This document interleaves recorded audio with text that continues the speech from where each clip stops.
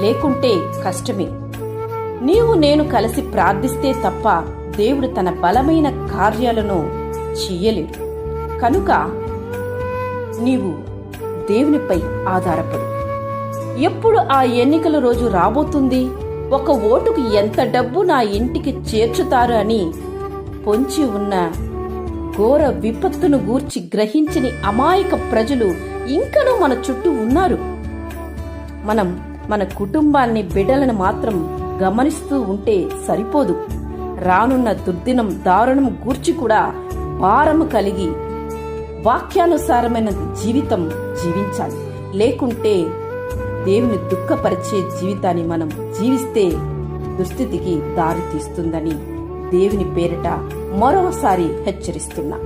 నేడు క్రైస్తవులకు జరుగుతున్న దుస్థితికి ఎవ్వరిని మనం నిందించలేం.